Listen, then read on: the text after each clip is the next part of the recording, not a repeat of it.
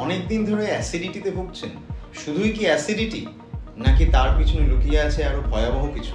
চলুন আজকে ডিসকাস করি অ্যাসিডিটি থেকে কি করে ক্যান্সার হতে পারে। হ্যাঁ, এটা সত্যি, এটা কিন্তু হয়। কি হয়, যখন কোনো একটা মানুষের খুব ক্রনিক অ্যাসিডিটি থাকে, আমাদের যেই ফুড পাইপ যেটা আছে এবং তারপরে যে স্টমাক, এই ফুড পাইপ এলো, তারপরে স্টমাক হলো, এই যে জায়গাটা, এইটাকে বলা হয় গ্যাস্ট্রো ইসোফেজিয়াল জাংশন।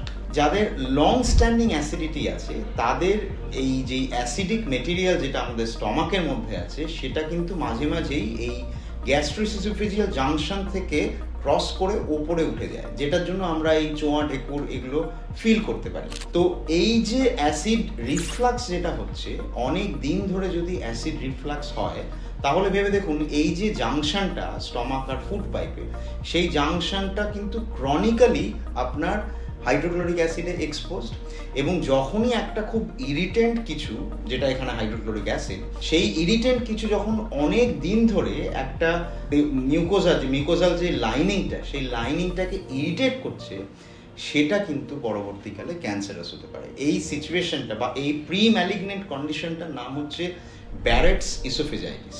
মানে যেখানে ক্রনিক রিফ্লাক্স থেকে ইসোফেগাসের তলার পোর্শনটায় একটা ইনফ্লামেশন ডেভেলপ করেছে। এটা সাধারণত যাদের ধরুন এই ইসোফেজিয়াল যেই স্ফিংক্টার, যেটা যেই ভাল্ভটা থাকে, সেই ভাল্ভটা কারোর জন্মগতভাবেই একটু আলগা থাকতে পারে, বা যাদের বডি ওয়েট বেশি, হ্যাঁ, তাদের ক্ষেত্রে কিন্তু এই রিফ্লাক্স হওয়ার সম্ভাবনাটা বেশি, বা ধরুন যারা স্মোকার বা অ্যালকোহলিক, তাদের ক্ষেত্রে এই রিফ্লাক্সটা বেশি হয়, কাজেই তাদের ব্যারেটস ইসোফেজাইটিস হওয়ার সম্ভাবনাটাও বাড়ে। এবং সেটা যদি লং স্ট্যান্ডিং থাকে, তাহলে কিন্তু সেই জায়গায় অ্যাডিনোকার্সিনোমা বলে একটি ক্যান্সার হতে পারে। কাজেই লং স্ট্যান্ডিং অ্যাসিডিটি থাকলে সেটাকে নেগলেক্ট করবেন না, সেটাকে ওষুধ দিয়ে চিকিৎসা করার চেষ্টা করুন এবং ডাক্তারের পরামর্শ নিন।